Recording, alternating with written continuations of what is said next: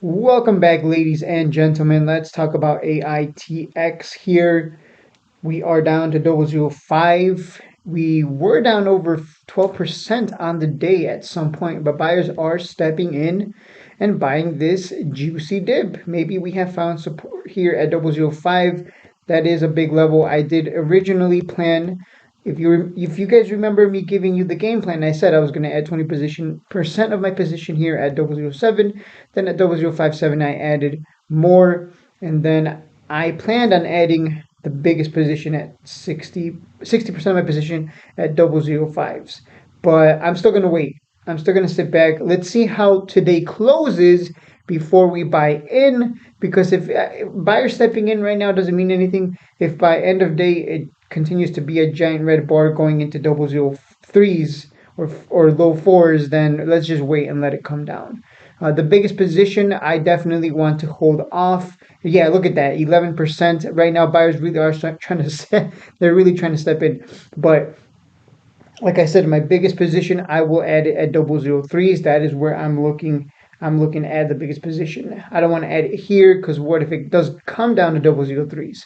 Well, I'm adding at 005. It comes down to 003s. I'm almost down 50% just like that. So I'm going to hold off and have discipline here. This is why I said you've got to be willing to adapt and change your game plan depending on market conditions and how things are moving. If I hadn't done that, I would have already added my 10,000 position here. I would have added 2,000 here, 2,000 here, and then the 6,000 right here at right now. I would have added my entire position here. But what if it does come down to 003? Well, now I just missed out on adding as cheap as possible while also holding everything in the red, and I would have to hope that it really runs back to at least 007 to make a profit. So that's why you have to adapt and make the necessary changes if things are going to start moving back down to previous support, which is again 003's high 002's. But yeah, so I only added 1,000 here, 1,000 here, and I'm not adding here. I'm gonna wait. Looks like it really does want to come down. I'll add the other 8,000 at 003s, and I think that's it for the video. Gonna keep it short and sweet to the point. You can see right now buyers and sellers fighting for control as it jumps up and down. Hey, look, you guys can step in and buy if you want. Again, the game plan has been changed. Let me make the necessary adjustments here. And this is why I said you don't lump sum. If I had, back when I was less experienced, I would have lump summed 10,000 right at 007, and I'd be looking like a fool loading that much at that position. But now, oops, why is that orange? Why did that change orange? You're not supposed to be orange. Okay, so this is what's happened so far, 10%, 10%, and we're looking to add the biggest position down here at 003s. So this is now 80% of the position, and that's it. Because I have a game plan, and that game plan usually involves just 10K. I don't go more than 10K. I know some people do. I think that's insane, especially if you're trading a penny stock. Like some people going with like 30K, 50K. I think someone is holding Sybil. For those of you who don't know, like there's people that bought Sybil at like 1 penny, and look where it is now. And they bought like 30 to 50K worth. So you just never know. Better to play it safe, not go in with daddy such an enormous. I think anything more than 30K is that's just a ridiculous amount. But I mean, I don't blame you, right? If it goes 300%, you just made someone's salary just like that. So I don't blame you, right? But still, I'm going to play it safe. 80% down there. That's it for the video.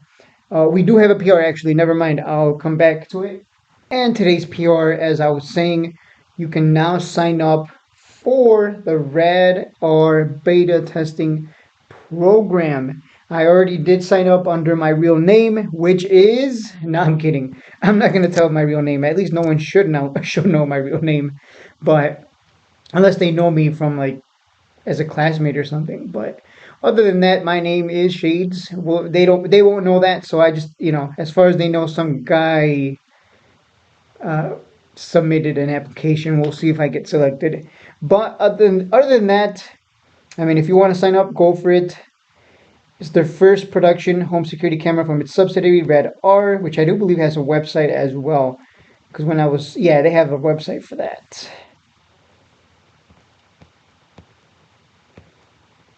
Oh, it integrates Aitx air technology.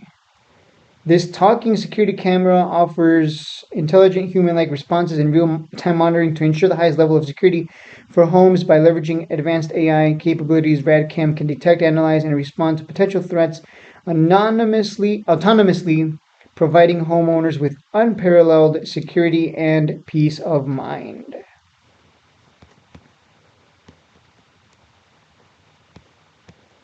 Oh, this is just the beginning. I'm going to make another video probably tomorrow. I'm just going to walk around several locations, so I'm going to have to bike around all over the place. But I'm going to show you something that's probably maybe not that obvious because you don't really think about it. But when you really do sit down and think about it and look around you, you're like, I think this is still in its infancy, which it is. It is. We still got a long way to go. I think how many. This is something I did want to talk about. How many viewers? Get your ad block out of here, sir. How many viewers does Steve? Oops! Come on, Steve Reinhardt. How many viewers does he get on his video? Look at this. Okay, this is what I wanted to talk about. I was thinking about this last night. I don't know why I was thinking about Reinhardt last night, but I was. I was like, man, that Reinhardt guy. Okay, he gets on average what 4K views? It seems around 4K views, 3 to 4K views per weekly video. So around 3 to 4K views per weekly video. Now, let me just ask ChatGPT a question. You guys are going to understand where I'm going with this. How many people live in the US?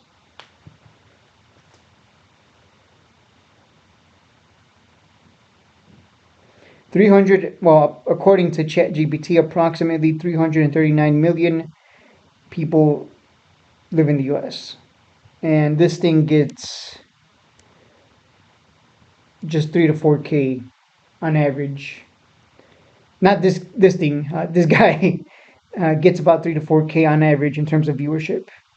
So compare that to the number of humans in Illinois. Not in Illinois. Well, in Illinois is still pretty big. It's still a pretty big number, regardless. But compare that to the number of people that live in the United States. These numbers are pitiful. 3.5K, 3.7K, 4.2K. This is nothing. What does this tell you? It tells you that it's still relative. It's still unknown. It's still a little nobody. It's still I'm a nobody. Let's be real. I only have almost 3K subs. Like this is not. We're still rock bottom. We're still in the infancy stage. We still got a long way to go. But they're doing all the right things. And that's something that crossed my mind last night. I was just laying in bed. I'm like, wait a minute. How many people live in the US? And how many views? Because I know how many views I get. How many views does Reinhardt's videos get? And it's pitiful. It's pathetic, the number of views that we get. Relative to the number of humans that exist in the US, of course. I'm not saying the company or that Reinhardt is pitiful and pathetic. I'm saying the viewership is pretty bad if you take into consideration the fact that there are literally hundreds of millions of people that aren't watching this, that aren't paying attention just yet. So there's still so much potential. There's still so much ahead. And that is the point I'm trying to get at. And this is just getting started. I'm still bullish on it regardless of the drop today. Regardless if it drops to 003, all that is an opportunity to add cheap again. And let's continue reading here. Again, that was just probably a little tangent there because I literally was laying there like, what about Steve Reinhardt and his viewership? The launch of RadCam marks a significant milestone in our mission to redefine home security through advanced AI technology. The company noted that it anticipates the completion of RadCam's development and production with inventory expected to be in stock and ready for sale by November, so by the end of this year. We might not see another run for a long time. The strategic timing aims to capitalize on the busy holiday shopping season. Yeah, for those of you who don't know, let me just zoom out.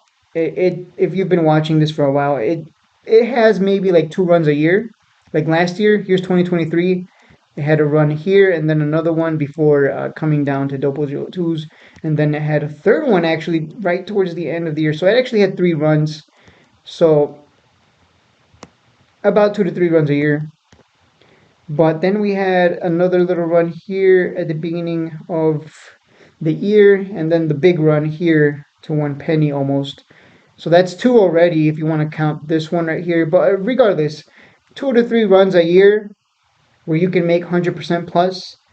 All you have to do is be patient and let it come down. We buy nice and cheap. I'm going to buy again my biggest position down here. I've changed the game plan as you can see. I made the adjustments here. The sell targets are still the same, 1 penny and 125, 127, but I will adjust those if we do come down to 003. Again, you got to adapt and make the changes. If not, your broker will love you. Like, wow, this guy doesn't make any adaptations. He just foolishly likes to buy the top or whatever horrible strategy you use because you don't adapt to the market and to the conditions, etc., etc. Again, buyers are still stepping in.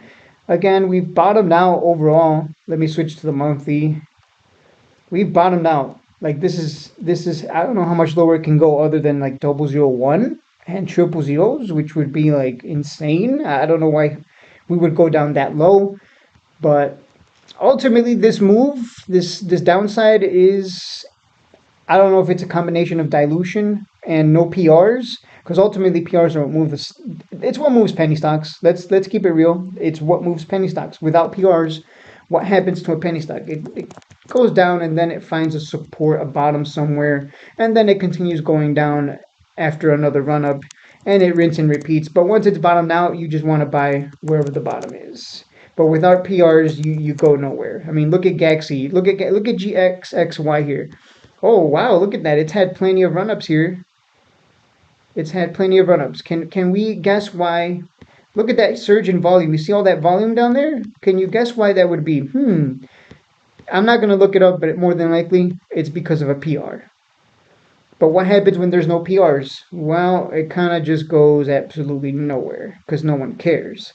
So that's how it is. And if you combine that with no PRs and dilution, it's going to fall pretty fast, which is what I prefer. I look, I'm going to be honest with you guys. I prefer AITX to just fall as quickly as possible. I wish there were no dip buyers and just let it drop. Just let it drop as low as it's going to go. But unfortunately, people always buy the dip with each day, it seems. So we just have this slow bleed effect, which is fine. We've been here before. We know what we're doing. That's it for the video. Don't forget to like and subscribe. I'll see you guys in the next one.